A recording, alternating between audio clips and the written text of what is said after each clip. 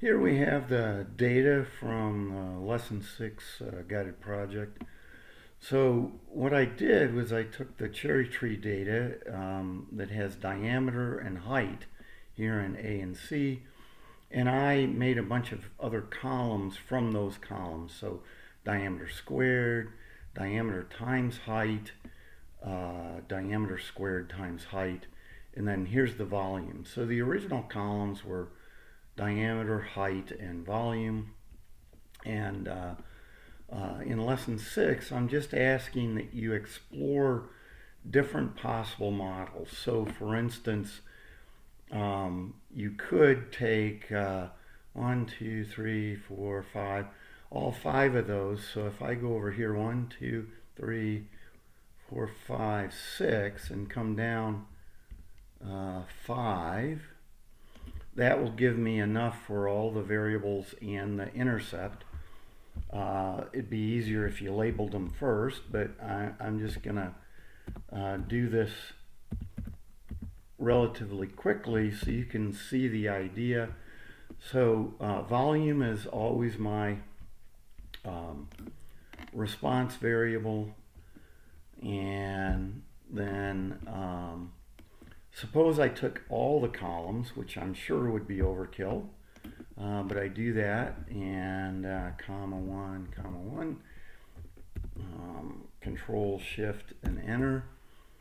And now again, these go in reverse order, so this negative 0.00176 goes with the diameter squared height.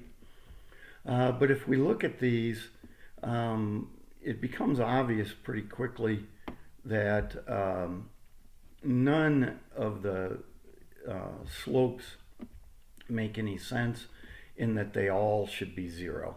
The standard errors are all bigger than the slopes. And so this would probably be a bad model. Yet notice the R squared is 0.978. So that's a great R squared. I mean, that says nearly 98% of the variation is explained by this model, yet if we run a hypothesis test on each and every slope, we'll get 0 as our answer, or in other words, we'll fail to reject the null hypothesis. So, you know, this something's definitely wrong there. And so what you might do is then you can just add another sheet. I can go here and copy all these data. You could just copy the sheet, paste, and so there are all the data again. But suppose I just want to try one. I'll try a new one. I'm going to get rid of the everything except the diameter and height. Delete those columns. So now I'm going to try a model here. And again, I'm not going to take time to label. 2, 4, 5. I need 3 because of the intercept. And I just repeat the command.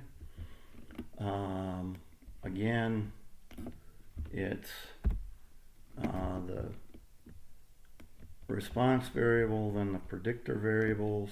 Oops, I missed. Try that again. Okay, add my 1s, close that off, Control Shift Enter. And now notice when I go to this model, all of a sudden my slopes look much better, in that both of these look like they're much bigger than 2. This one's probably about 2.5 for the diameter, and I get an R squared of 0.948, nearly 0.95, so pretty good R squared. And I could check the adjusted R squared, like we did for earlier items in this lesson. And so I could add another, and I'll just start with the original data here. Copy that, come here, paste it all in, and now this time I'm going to try diameter squared and height. Okay, so again, this one will be just 3, and I put in my line est. Again, suppose if I was really paying attention, I should have done a paste special, so I see I need to come back here and highlight this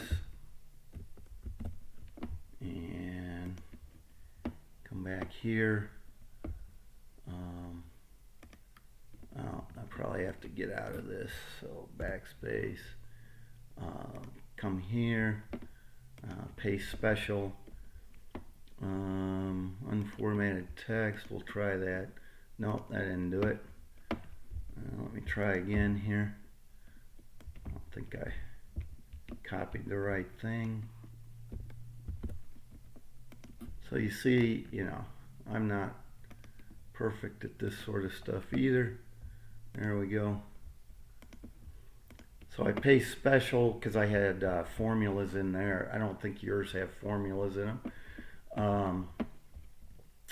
them.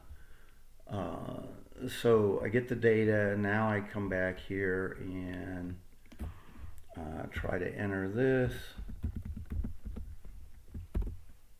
Okay, once again, I have my response, my predictors, and my ones. Do my Control-Shift-Enter.